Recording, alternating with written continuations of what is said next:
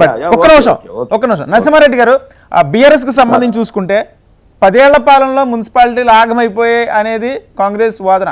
మరోపక్క మొన్న జరిగిన పంచాయతీ ఎన్నికల్లో మీరు ముగ్గురిని అడుగుతున్నాను నేను, పంచాయతీ ఎన్నికల్లో అందరూ కూడా 80% ప్రకటించుకున్నారు స్వయం ప్రకటితగా. మాకు 80% వచ్చాయి, మాకు 70% వచ్చాయి. కానీ ఇప్పుడు పార్టీ గుర్తుల మీద జరిగే ఎన్నికలు కాబట్టి మీకు మళ్ళీ ఆ సీన్ కనిపించే ఛాన్స్ ఉందా? మీ ఆడియో మ్యూట్లో ఉందండి సార్. బీఆర్ఎస్ మ్యూట్ కు పోయింది, వారేమో నన్ను ఆరోపించారు. మీరు మళ్ళీ శ్రీనివాస్ గారు ఒక్క నిమిషం. అదేవిధంగా సీనన్న గారు, అదేవిధంగా లింగం యాదవ్ గారు మాట్లాడారు. మీరేదైతే ప్రశ్న అడిగారో దానికంటే ముందు ఒక నిమిషం నేను వివరణ ఇవ్వాలనుకుంటున్నాను. శ్రీనన్న గారు మాట్లాడారు, మున్సిపాలిటీలకు నిధులు ఇచ్చింది కేంద్ర ప్రభుత్వమే, నిధులు మొత్తం తీసుకొచ్చింది కేంద్ర ప్రభుత్వమే, మున్సిపాలిటీలు అభివృద్ధి చేసింది కేంద్ర ప్రభుత్వం ద్వారా నేను చెప్పడం జరిగింది. అదే క్రమంలో మరి తెలంగాణ నుంచి జిఎస్టీ వాటా కింద కేంద్ర ప్రభుత్వానికి ఎన్ని నిధులు ఇచ్చారు, కేంద్ర ప్రభుత్వం ఈ రాష్ట్రానికి ఎన్ని నిధులు ఇచ్చింది అనేది చెప్తే కూడా బాగుంటది అనేది నేను మీ ద్వారా నేను కోరుతా ఉన్నాను. అదేవిధంగా లింగం యాదవ్ గారు మాట్లాడుతున్నారు సంక్షేమ పథకాల అమలు గురించి. నేను సంక్షేమ పథకాల అమలు గురించి మీరు ఈ డిబేట్ లో కూర్చొని మాట్లాడుకుంటే కాదన్న, ఏదైనా ఒక విలేజ్ కి పోదాం, ఏదైనా ఒక ఊరికి పోయి అడుగుదాం, మీరేమేమి సంక్షేమ పథకాలు ఇస్తున్నారు, ఏమేమి అందుతున్నాయి ప్రజలకు, మీరు ఏమి హామీలు ఇచ్చిర్రు, ఏ రకమైనటువంటి హామీలు ఈ రోజు అమలులో ఉన్నవి, ప్రజలకు అందుతున్నాయా అందుతలేవా. మనం ఒకసారి ఏదైనా గ్రామంలో పోయి, మీ గ్రామంకైనా సరే మా గ్రామంకైనా సరే పోయి మనము ప్రజలలో నిలబడి తెచ్చుకుందామన్నా, తెచ్చుకుంటే దాని యొక్క పూర్తిగా దాని యొక్క భావం అనేది అర్థమవుతుంది. ఇవాళ ఎట్లున్నదంటే రాజు మారిన రాజ్యం మారలేదు. వీళ్ళ రాజు మారేడు, కానీ వీళ్ళ కాంగ్రెస్ నైజం అనేది మారలేదు. వీళ్ళు ఎంతసేపు ఉన్నా కానీ అబద్ధాలు చెప్పేటువంటి దుకాణాన్ని పెట్టేది తప్ప నిజాన్ని మాట్లాడేటువంటి అంశాలు ఒక్కటి కూడా లేదు. ఇవాళ ఇక్కడ తెలంగాణలో పరిస్థితి ఎట్లున్నదంటే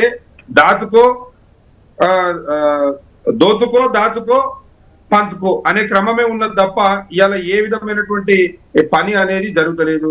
మహిళల గురించి మాట్లాడారు, మహిళలకు 2500 రూపాయలు ఇస్తామని చెప్పారు. ఇవాళ దాదాపు 25 నెలలు 26 నెలలు అవుతుంది, ఎందుకు ఇవ్వలేదు? రైతులకు నేను ఒక చిన్న సింపుల్ ఒక క్లారిఫికేషన్ ఇస్తాను. మొన్న ఉత్తమ్ కుమార్ రెడ్డి గారు ఒక స్టేట్మెంట్ ఇచ్చారు. తెలంగాణలో 71 లక్షల మెట్రిక్ టన్నుల ధాన్యాన్ని సేకరించిన మేము దాదాపు 18,000 కోట్ల రూపాయలు 500 రూపాయల చొప్పున, క్వింటాల్కి 500 రూపాయల చొప్పున సన్న బియ్యం సన్న ఓట్లు పండించిన వాళ్ళకు బోనస్ ఇచ్చినామని చెప్తున్నారు. అసలు మీరు 71 లక్షల మెట్రిక్ టన్నులలో మీరు సన్న ఓట్లు ఎన్ని కొన్నారు, దొడ్డు ఓట్లు ఎన్ని కొన్నారు, అసలు మీరు ఎంతమందికి ఇచ్చారు, ఎన్ని గ్రామాలలో ఈరోజు 500 బోనస్ వచ్చింది? ఏదో ఒక పేపర్ స్టేట్మెంట్ ఇచ్చి చేతులు దులుపుకుంటే కాదు కదా. ధాన్యం పండించినటువంటి ప్రతి రైతుకి ఇస్తా అని చెప్పారు కదా, మీరు ఎందుకు ఇస్తారు? రైతు బంధు అనేది ఈ రాష్ట్రంలో రైతు బంధు అనేది తెలంగాణలో వీళ్ళు ప్రభుత్వం ఏర్పాటు అయిన తర్వాత ఎన్నిసార్లు రైతు బంధు ఇవ్వాలి, మీరు ఎన్నిసార్లు ఇచ్చిర్రు? మీరు అవన్నీ గాలి కొదిలేసి మేము సంక్షేమ పథకాలు అమలు చేస్తున్నాము, మేము ఇంకేదో చేసినాము, ఏదేదో చేసినామని చెప్తున్నారు. ఇవాళ అర్బన్ ఇన్ఫ్రాస్ట్రక్చర్ ఫండింగ్ కింద మున్సిపాలిటీలలో మేము చేసినటువంటి అభివృద్ధిని మేము కేటాయించినటువంటి కోట్ల రూపాయల నిధులతోటి, అంటే ప్రతి సంవత్సరం ఒక 4-5 వేల కోట్ల రూపాయలు ఎస్డిఎఫ్ ల కింద రిలీజ్ చేస్తూ ఇవాళ మున్సిపాలిటీలను అభివృద్ధి చేసినటువంటి మాట వాస్తవం కాదా? మీరు ఇందాక మరి రాజేంద్ర గారు అడుగుతా ఉన్నారు, గ్రామ పంచాయతీలలో ఏం జరిగింది, మరి ఎవరి కాళ్ళు 80% క్లెయిమ్ చేసుకుంటున్నారు అని చెప్పి. ఇలా తెలంగాణ వ్యాప్తంగా 12,769 గ్రామ పంచాయతీలు ఉంటే కాంగ్రెస్ పార్టీ కేవలం 50% లోబడి మాత్రమే స్థానాలను కైవసం చేసుకుంది. ఇక మిగతా వాళ్ళు 80 దానికి వేసుకుర్రా, 70 దానికి వేసుకుర్రా, అదంతా ఏంటంటే అధికార దుర్వినియోగము, అదేవిధంగా అధికార బలాన్ని పెట్టుకొని భయానో నయానో వాళ్ళని ఏదో రకంగా భయపెట్టించి పార్టీలో చేసుకొని ప్రకటించుకుంది కదా. అంటే నేనేమంటున్నానంటే 2019లో జరిగినటువంటి మున్సిపల్ ఎన్నికలలో 2019లో జరిగినటువంటి గ్రామ పంచాయతీ ఎన్నికలలో 95% స్థానాలను బిఆర్ఎస్ పార్టీ గ్రామ పంచాయతీలను కైవసం చేసుకున్నది. ఇవాళ బిఆర్ఎస్ పార్టీ దాదాపు 40% పైచిలుకు స్థానాలను ఇవాళ బిఆర్ఎస్ పార్టీ గ్రామ పంచాయతీలను కైవసం చేసుకున్నది. ఇక గెలిచినాయని మావే అని అంటే దానికి కూడా ఏం చేయలేదు. ఇప్పుడు తెలిసిపోతుందిగా, మున్సిపల్ ఎన్నికల్లో కార్పొరేషన్ ఎన్నికలు ఖచ్చితంగా తెలిసిపోతుంది. డెఫినెట్ గా నేను ఏమంటున్నానంటే మున్సిపాలిటీలలో ప్రజలు పూర్తిగా ఆలోచనలో ఉన్నారు. బిఆర్ఎస్ పార్టీ హయాంలోనే ఈ మున్సిపాలిటీలు అభివృద్ధి చెందినవి.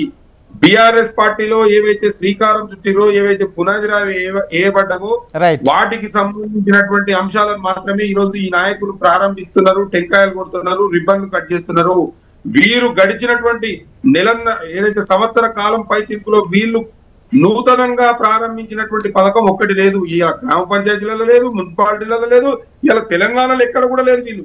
వీళ్ళు ఒక్క పని చేసింది లేదు. కేవలం ఏంది అని అంటే వీళ్ళవి అబద్ధపు ప్రచారాలు, అబద్ధపు మాటలు, వీళ్ళు కళ్ళబొల్లి మాటలు చెప్పి అన్యాయంగా ప్రజలను మోసం చేసి అధికారాన్ని దక్కించుకొని ఇలా ఓడనెక్కినాక ఓడమల్లయ్య, ఓడ దిగినాక బోడమల్లయ్య అనే సంస్కృతితో వీళ్ళు ఇలా ముందరికి పోతున్నారు తప్ప వీళ్ళు చేసిందేమీ లేదు. రేపు వచ్చేటువంటి 2.5 సంవత్సరాల కాల వ్యవధిలో కూడా వీళ్ళు చేసేది కూడా ఏమీ లేదు.